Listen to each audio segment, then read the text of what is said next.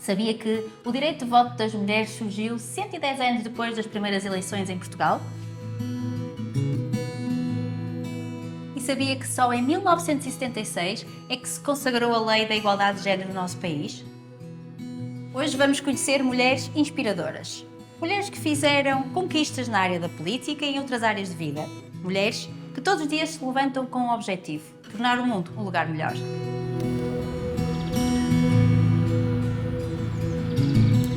Estamos na cidade de Paredes, um dos concelhos mais jovens do país, que é também o mais jovem da área metropolitana do Porto. As nossas convidadas representam a força das mulheres, cada uma delas de uma maneira muito própria. A força de resistir a tempos difíceis, mantendo uma grande alegria de viver. A força da criatividade, mesmo quando é preciso muita persistência. A força de conseguir abraçar desafios e a mudança construindo o sucesso com as próprias mãos. Daqui a pouco vamos conhecer estas mulheres que não pronunciam a palavra desistir. A minha próxima convidada tem muito a dizer sobre as batalhas que é preciso travar com o coração.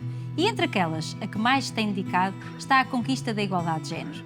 Alcançar os mesmos direitos, reconhecimento, escolhas e oportunidades para homens e mulheres é para a minha convidada uma luta, assim como um grande sonho. O apelo da diplomacia e o interesse pelos direitos humanos levaram-na a voar mais longe, para fora das fronteiras do país. É uma guerreira, dona de uma grande simpatia e uma mãe muito orgulhosa de um rapaz. Senhoras e senhores, Isabel Santos.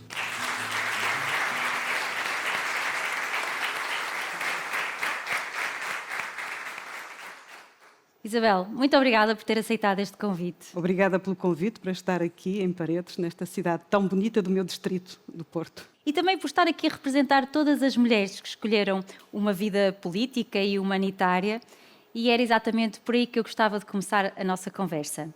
A Isabel vem de uma família com uma tradição muito ligada à política, e a vida que escolheu e que vive vem também da inspiração de alguém que lhe é muito querido e que lhe ofereceu uma caneta. Sim, não me ofereceu uma caneta, essa caneta chegou até mim pela mão do meu avô.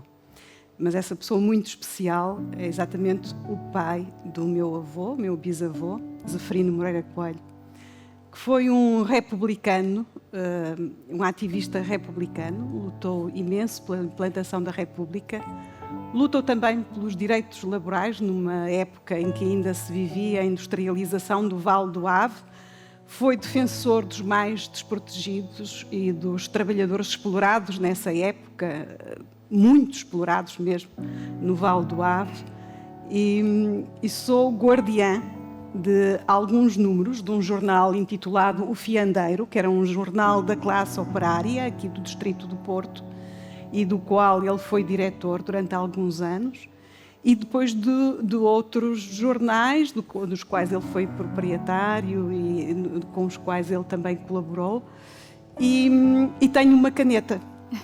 E tenho uma caneta que é a minha maior herança. E é a minha maior herança porquê? Porque, a dada altura, alguns industriais do Vale do Ave juntaram-se para oferecer ao meu avô um montante que, segundo o meu avô me contava, seria o suficiente para ele comprar uma casa e montar um negócio, em troca de ele se silenciar. E o meu bisavô respondeu que, enquanto tivesse força na mão direita e uma caneta, não se calaria. Isso ficou para sempre como um testemunho de vida, uma marca enorme para mim, uma marca inspiradora, porque não nos devemos calar nunca contra qualquer tipo de injustiça. Devemos lutar sempre até ao fim, sem qualquer tipo de desistência. Sem dúvida.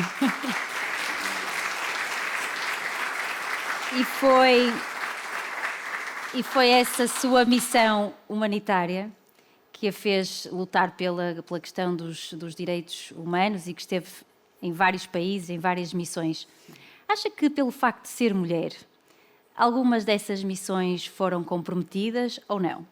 Facilitou no seu papel diplomático? Não, nunca foram comprometidas. Por vezes sinto que surpreendo, porque de repente, em alguns países com uma postura mais tradicionalista, mais tradicional, mais fechada, mais conservadora no lidar com a participação das mulheres. De repente chega uma mulher que muitas vezes toma um papel de liderança de determinadas missões e fala de igual para igual.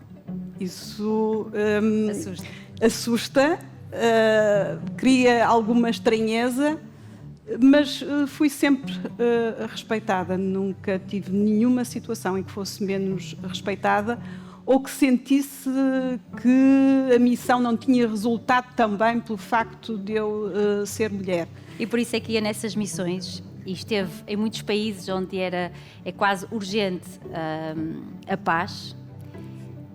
Também presenciou momentos em que viu mulheres que de alguma forma conseguiram resolver conflitos ou de alguma forma trazer essa paz? Sim, as mulheres estão muito envolvidas na ajuda humanitária e encontrei muitas mulheres em cenários muito difíceis serem a grande força motora não só das suas famílias, mas também das suas comunidades. E é nessas alturas que sente que a sua voz pode fazer a diferença? Sim, é nessa altura que eu sinto que pode fazer a diferença. Alertando, chamando a atenção, pedindo ajuda, convocando ajuda. Isso é muito importante e é um caminho. É um caminho ser, por vezes, a voz daqueles que não têm voz. Eu tenho essa possibilidade, tenho esse privilégio e tenho que o usar a favor dos outros, porque não serve para mim, serve para os outros. Isabel, por falar em paixões, gostava de apresentar uma mulher que nunca desistiu da sua paixão pela arte. Maria José Caramês exprime a força e a beleza da mulher em pedra. Vamos conhecê-la. Olá, sou a Maria José Caramês, eu sou escultora, também sou professora e a minha grande paixão é, sem dúvida, a escultura.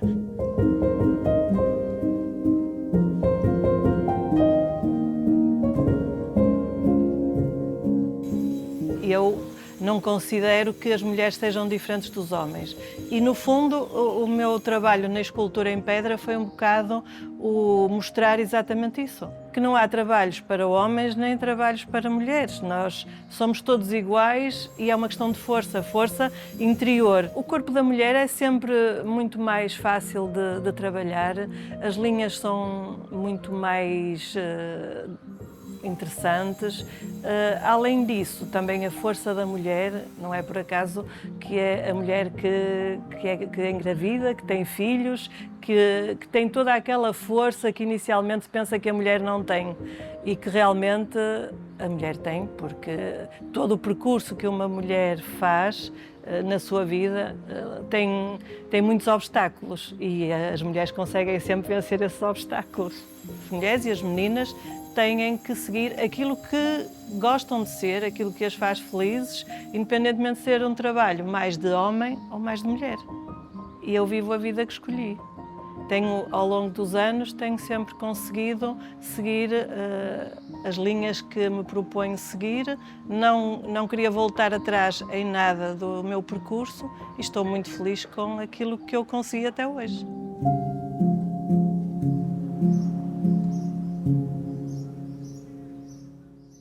No seu caso, mãe de um rapaz de 19 anos que cresceu, não é? E viu o trabalho da Isabel, as ausências, as missões. Que impacto é que teve o seu trabalho no crescimento do seu filho?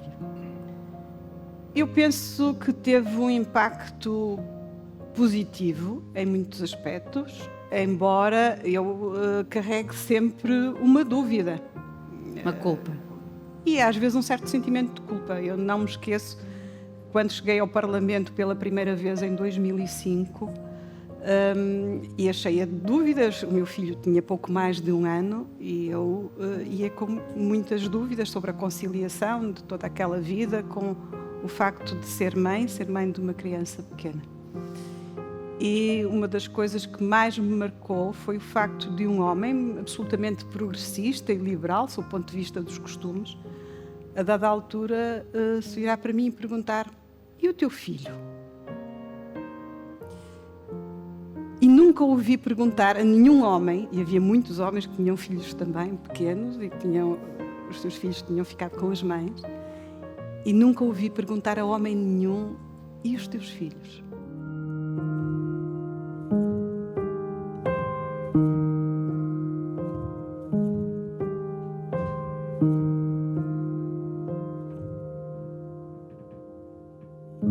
Sobre nós mulheres, a sociedade faz pender um peso maior e faz com que esse sentimento, por vezes de dúvida, por vezes de culpa, se agudize um pouco mais. O que é que falta fazer para haver essa igualdade, pelo menos de exigência?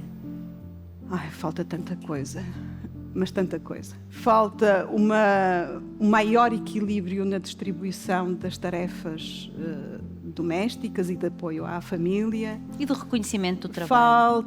Falta também o reconhecimento do trabalho, falta salários iguais, há ainda uma discrepância grande entre os salários dos homens e das mulheres. Falta vencer muitos obstáculos sociais, muitos estigmas, muitos preconceitos, falta vencer muita coisa. Como é que fazemos isso, Isabel?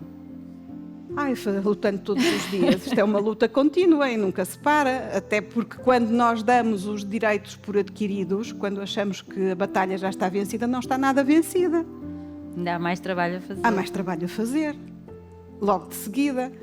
Por exemplo, vejamos o que está a acontecer na Polónia, em que foi revista a lei de interrupção voluntária da IVG, tornando-a praticamente proibida. E vimos os direitos sexuais e reprodutivos das mulheres voltarem atrás, darem passos atrás. Nos Estados Unidos, ainda há bem pouco tempo, uma grande discussão sobre a tem como dar 2 passos à frente e 5 passos para trás. Sim, nunca podemos dar nada por adquirido. Tudo é uma luta constante. E ninguém dá poder nem espaço social a ninguém. O poder e o espaço social são sempre conquistados. Portanto, é uma conquista que nós temos que fazer todos os dias e não pensar que o fazemos sozinhas. Porque ninguém faz nada sozinho no mundo. Ninguém se salva sozinho e ninguém conquista nada sozinho. É uma conquista coletiva. Exatamente. De todas, só assim faz sentido por também. todas e de todos por todos. Porque uma sociedade em que a participação dos homens e das mulheres é mais equilibrada é uma sociedade mais desenvolvida. Porque o talento não foi todo para os homens, o talento está igualmente repartido. E, portanto, pensarmos que metade da humanidade não tem tantas oportunidades é pensarmos que metade dos talentos da humanidade, boa parte dessa metade, está a ser desperdiçado. E não podemos perder talentos. Os desafios de desenvolvimento são tão grandes, mas tão grandes, que nós não podemos perder talentos. No entanto, é preciso termos noção, e isso foi divulgado por um português, António Guterres, secretário-geral das Nações Unidas, este ano, no Dia da Mulher, que a nível global demoraremos, tendo em conta a situação atual, demoraremos 300 anos até atingir a igualdade plena.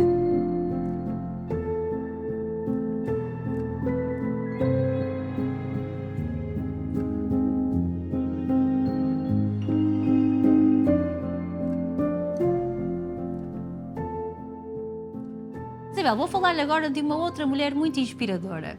Ela criou, gera e lidera a cozinha de um dos restaurantes com mais prestígio nesta região e também a nível nacional. Teresa Roão, da Cozinha da Terra, é uma mulher de 7 ofícios que fez muitas coisas sempre a sonhar com o futuro. Eu sou Teresa Roão, tenho 70 anos, nasci nesta casa onde nos encontramos e desde muito pequenina eu sonhei fazer um restaurante que fosse um prolongamento da minha casa.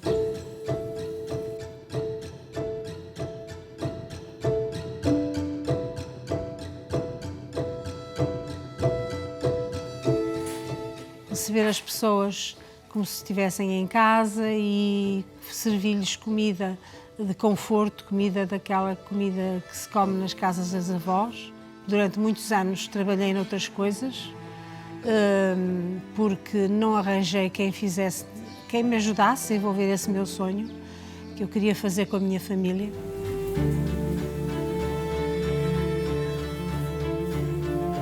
O homem esteve sempre, ao longo da história da vida do mundo, o homem esteve sempre nos postos mais reconhecidos, portanto, foram sempre os mais reconhecidos em termos profissionais. E as mulheres só agora, há relativamente poucos anos, é que começaram a...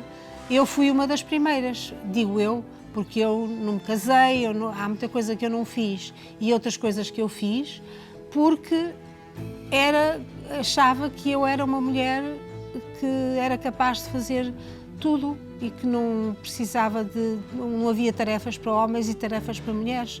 Não me casei porque não me conseguia conciliar com um homem com a mentalidade que a maior parte tinha. Decididamente eu atingi o meu objetivo. Sem dúvida, a vida que eu escolhi, sem dúvida. É que não tenho a menor margem de dúvida. Concretizei aos 45 anos só, mas consegui.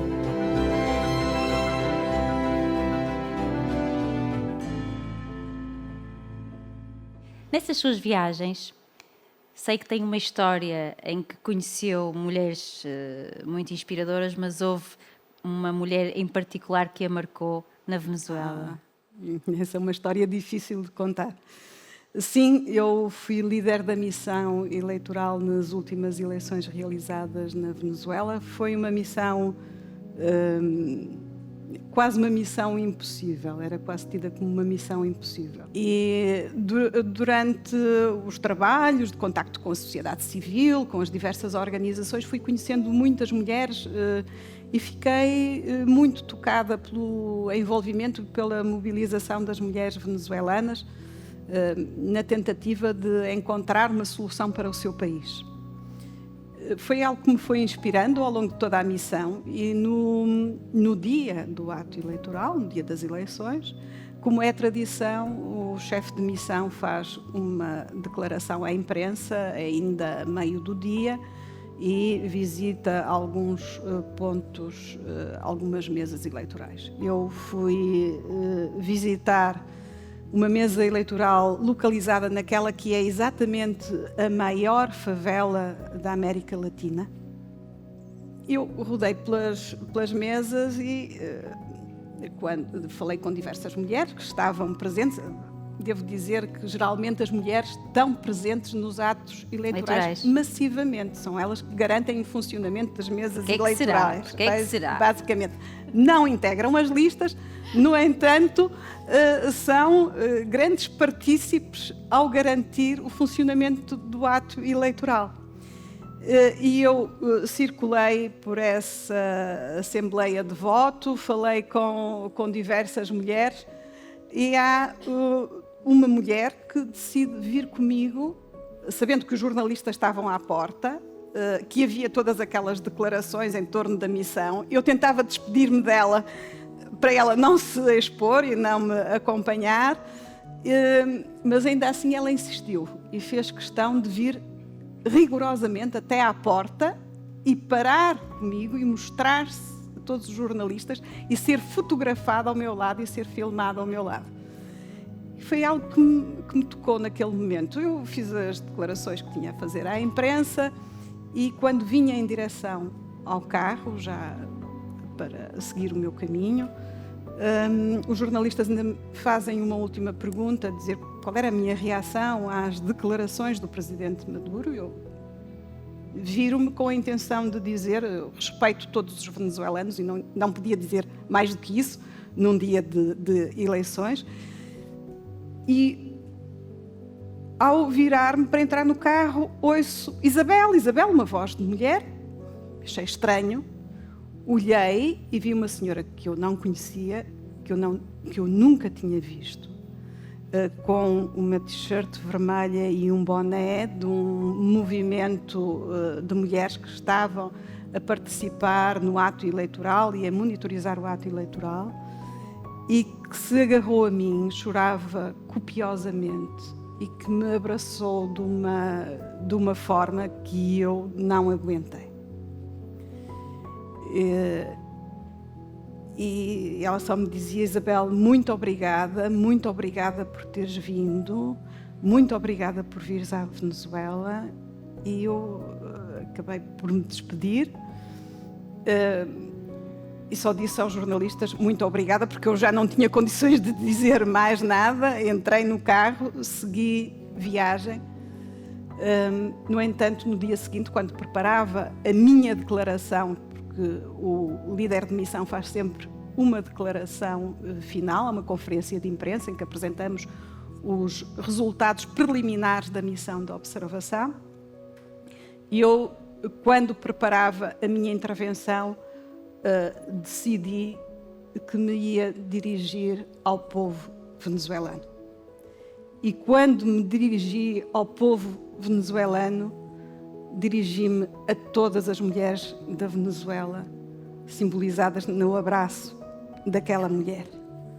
Ainda hoje mantenho muitos contactos com muitas mulheres venezuelanas. Não sei se este programa vai chegar lá.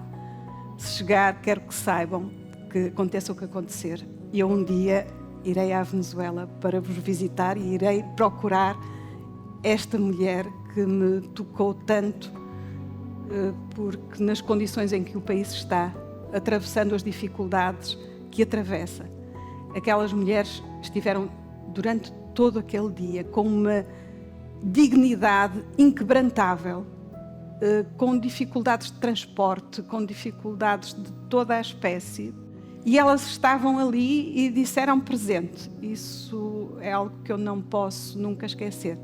Não sei se viram em mim alguma esperança. Uma inspiração sei também. que nunca lhes faltarei. Que bom. Uma salva de Que palmas. nunca se esquecerei.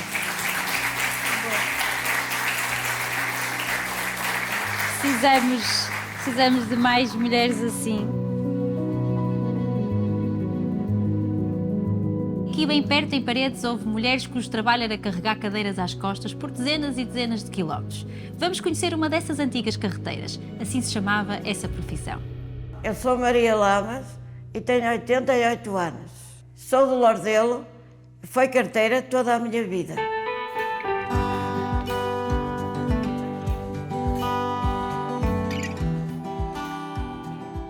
Uma carteira carregava os móveis à cabeça e às costas, que tínhamos uma estribeira. Eu acho que ainda tenho aqui um oposto, eu acho que é disso. Que punhamos aqui a estribeira e ia metade nas costas e metade para cima. Era duro, era muito duro.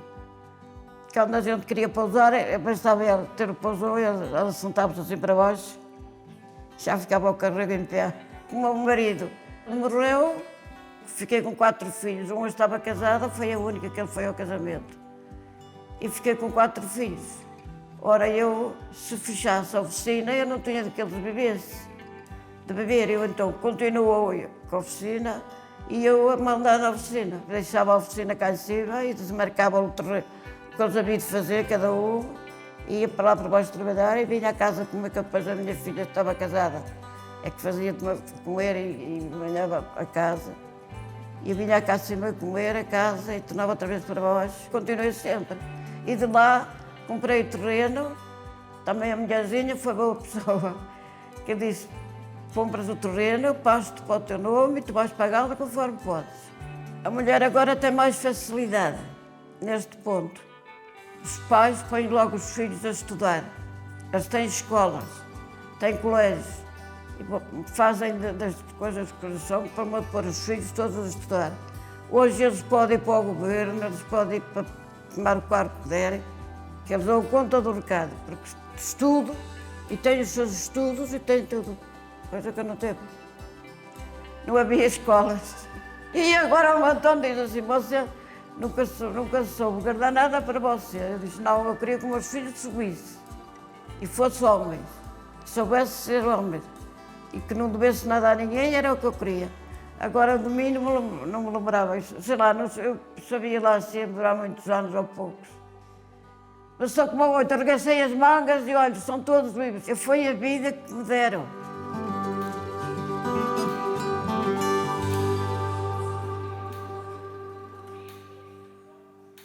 Viva a vida que escolheu ou que escolheram para si? Vivo a vida que escolhi dentro das circunstâncias que tive. E tive a sorte e a felicidade de ter tido grandes oportunidades que eu agarrei com ambas as mãos, trabalhei com ambas as mãos, mas tive grandes oportunidades. Primeiro, ter tido a família que tive. Isso foi uma grande oportunidade, ter tido a família que tive, ter tido os pais que tive e ter tido também o filho que tive. Foram grandes oportunidades na vida. Depois, as outras oportunidades foram surgindo, muitas vezes de surpresa, sempre em absoluta surpresa, porque eu nunca programei muito a minha carreira política. E penso que uma carreira política feita com máquina calculadora não é carreira política. Carreira política tem que ser feita com risco, com coragem, com determinação. Foi assim que eu procurei fazer, as oportunidades foram surgindo e eu fui agarrando umas, deixando outras para trás, fui fazendo o meu percurso, sem grandes preocupações, a não ser a preocupação de, em cada momento, fazer o melhor que eu sabia e podia, e isso bastou. E um percurso tão inspirador que tenho a certeza que todas e todos que estão lá em casa vão refletir sobre o que disse, e por isso eu agradeço-lhe do fundo do coração por ter estado aqui à conversa comigo e por representar tão bem as mulheres portuguesas por esse mundo fora. Isabel Santos, muito obrigada. Obrigada.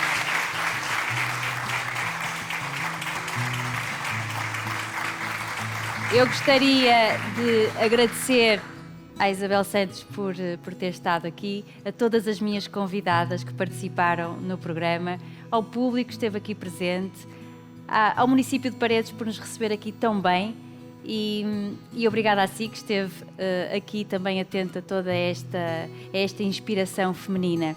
No próximo sábado vamos estar em Odmira, conto consigo e já sabe, até lá, juntas somos infinitamente mais fortes.